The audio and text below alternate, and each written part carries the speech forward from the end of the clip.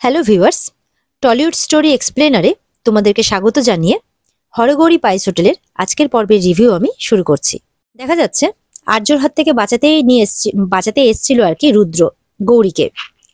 আর্যর হাত থেকে গৌরীকে বাঁচিয়ে নিয়ে চলে যায় রুদ্র। আর আর্য তো কিছু করতে পারে না, ওখানেই চুপ করে দাঁড়িয়ে থেকে যায়।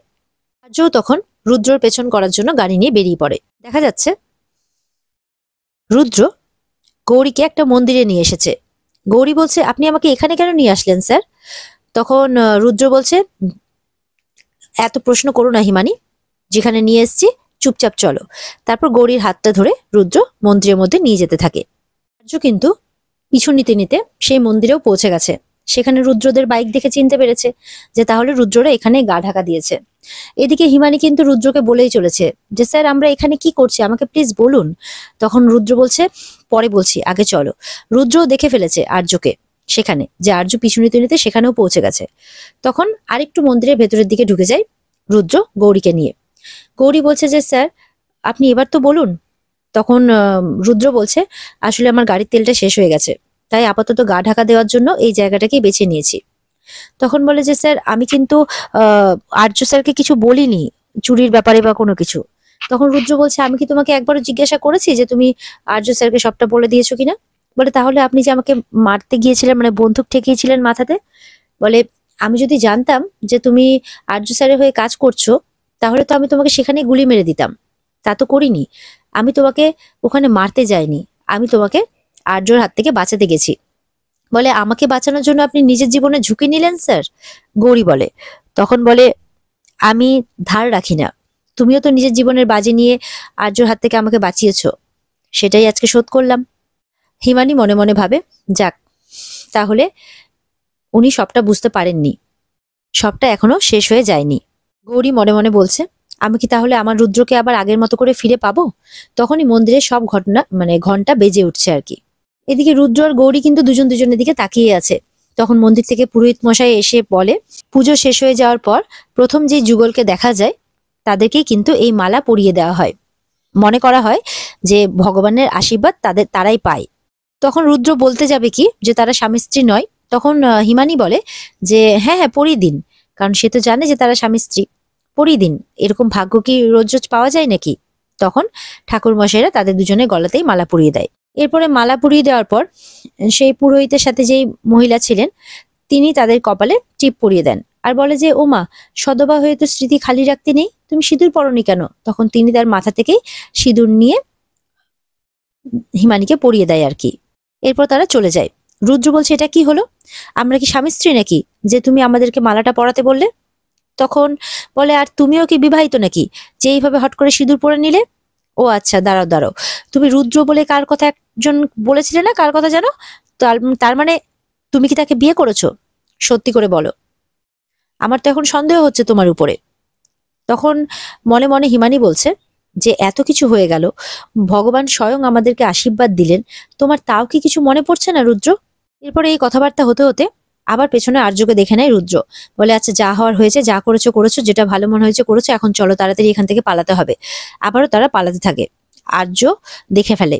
আর্য পিছু নেয় কিন্তু পারে না, ততক্ষণে অলরেডি বাইক নিয়ে বেরিয়ে গেছে তারা। আর্য তখন গাড়ি রেডি করে বেরোনোর জন্য, কিন্তু সামনে এত মানুষের ভিড় মন্দির থেকে বেরোচ্ছে যে সে গাড়ি নিয়ে রওনাই হতে পারছে না আর কি।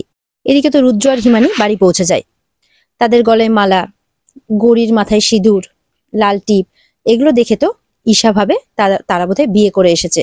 ঈশা তো কান্নাকাটি করতে থাকে, বুক চাপড়াতে থাকে, হাই হাই আমার এ কি হলো, আমার এ কি সর্বনাশ হলো। তখন রুদ্র বলছে, এ কি তুমি এরকম ভাবে বুক চাপড়াচ্ছ কেন? বলে, কেন চাপড়াচ্ছি তুমি জানো না? তখন ওদিকে হিমানিকেও গিয়ে বলছে, এটা কি করলে তোমরা, আমার কি সর্বনাশ করলে? বলে, দেখো না তোমার রুদ্রই তো আমাকে মন্দিরে নিয়ে গিয়ে এইসব করলো, আরো না জানি কত কি করেছে। তখন আরো মানে কাঁদতে থাকে ঈশা। ঈশাকে আরো ইচ্ছে করে কাঁদানোর জন্য, তার পেছনে লাগার জন্যই হিমানি এমন করে বলছে। রুদ্র বলছে, উফ এই মেয়েটাও যে কি করে না। তারপরে রুদ্র বলে, কি বলছো তুমি এগুলো, আমাদের আবার বিয়ে কখন হলো? তখন দামিনী বলছে, কে সত্যি বলছে কে মিথ্যে বলছে, এবার বলো তো তোমরা কি হয়েছে ব্যাপারটা।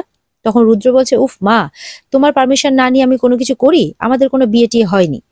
তখন ঈশা এবার খুশি হয়ে হাসতে থাকে, বলে, কি বিয়ে হয়নি?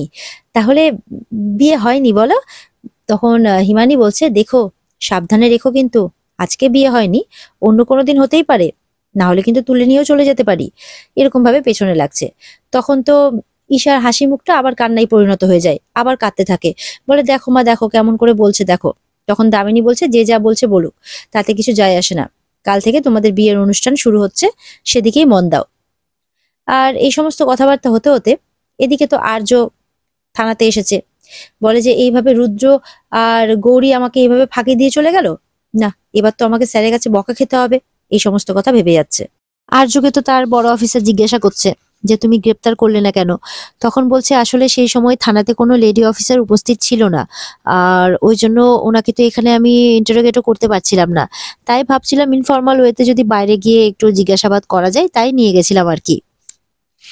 তখন অফিসার বলে তোমার আইন কানুন নিয়ে পড়াশোনা আছে আমি জানি, কিন্তু সেই শিক্ষা ব্যবস্থাটা আমাকে না বুঝিয়ে তুমি তো চোরকে ধরার কাজেও লাগাতে পারো। অফিসার বলছে এনিওয়ে, এই ইনফর্মাল ওয়েতে জিজ্ঞাসাবাদ করে কি জানতে পারলে শুনি। তখন রুদ্রর তো সেই দৃশ্য মনে পড়ে যায় যে জিজ্ঞাসাবাদ আর কি করবে, তার আগেই তো রুদ্র তাকে বন্দুক দেখিয়ে নিয়ে চলে যায় গৌরীকে। অফিসার বলে ওফ, আবার চুপ করে আছো কেন, বলো জিজ্ঞাসাবাদ করে কি জানতে পারলে। তখন আর্য বলে আসলে মেয়েটা কিছুই জানে না স্যার, জিজ্ঞাসাবাদ করে আমি তেমন কিছুই জানতে পারিনি, তাই একটু কিছু জিনিস জিজ্ঞাসা করে আমি ওকে ছেড়ে দিয়েছি আর কি। আর্যর মুখে এরকম কথা শুনে তো অফিসার হোপলেস হয়ে পড়ে। বলে তোমাকে নিয়ে আমরা আর কোনো আশা দেখতে পারছি না, এরপরে আমাদের ডিপার্টমেন্ট থেকে তুমি কোনো সাহায্য পাবে কিনা সেই বিষয়ে আমার একটু সন্দেহ আছে। আর্য তো মাথা নিচু করে দাঁড়িয়ে থাকে। আর্য এবার মনে মনে বলছে যে বড় অফিসার আমাকে যা বলে গেলেন, এরপরে তো হিমানি তুমি যদি আমাকে ফোনও করো তাও হয়তো আমি তোমাকে কোনো সাহায্য করতে পারবো না। টেক কেয়ার ইয়োর সেলফ, নিজের খেয়াল রেখো, কারণ আমাকে তো আমারটা বুঝে নিতে হবে। এদিকে ঈশা বলছে গৌরীকে যাও, তুমি বরঞ্চ হোটেলেই যাও, ওটাই তোমার জায়গা। যখন হোটেলে যাচ্ছে হিমানি, তখন কণিকা বলছে ছাড়ো, ওখানে গিয়ে কি হবে, রান্না তো কিছু হয়নি, তাই আজকে কেউ আসেও নি। দামিনী বলছে এবার বন্ধ করো তো হোটেলটা, আর ভালো লাগছে না। আসে তো ওই কটা বাচ্চা, তাও রোবটটার সাথে খেলতে। রোবটটাকে বাইরে বের করে দাও, বাচ্চাগুলো রাস্তাতেই খেলবে, আর হোটেলটা বন্ধ করে দাও। ওই হোটেলটা শুধু শুধু খেলে এবার মানে খুলে রেখে এবার লাভ নেই। তখন হিমানি বলছে আসবে, ওই বাচ্চারা শুধু খেলতেই নয় খেতেও আসবে। দামিনী বলছে বাবা এত আত্মবিশ্বাস, এমন কি করবে তুমি কাল থেকে যে বাচ্চারা একদম দৌড়ে দৌড়ে খেতে আসবে। বলে কালকে 25শে ডিসেম্বর ক্রিসমাস ডে, আমি কেক বানাবো, কেকও বিক্রি হবে, তাহলে বাচ্চারা অবশ্যই খেতে আসবে। এদিকে তো হিমানি বাচ্চাদের জন্য কেক বানাতে শুরু করে দিয়েছে যাতে বাচ্চারা আসে। আর এখানে আজকের পর্ব শেষ হয়ে যায়। তো বন্ধুরা, এই ছিল আজকের পর্বের রিভিউ। যদি তোমাদের ভালো লেগে থাকে তাহলে অবশ্যই পর্বকে লাইক কমেন্ট আর চ্যানেলকে কিন্তু সাবস্ক্রাইব করতে ভুলবে না। দেখা হবে তোমাদের সাথে আগামীকালকে নতুন পর্বের রিভিউ নিয়ে। আর এই পর্ব যদি ভালো লেগে থাকে আর এই পর্বের বিস্তারিত যদি দেখতে চাও, তাহলে অবশ্যই তোমরা স্টার জলসার পর্দায় নজর রাখবে। তাহলে ভালো থেকো সবাই, টাটা।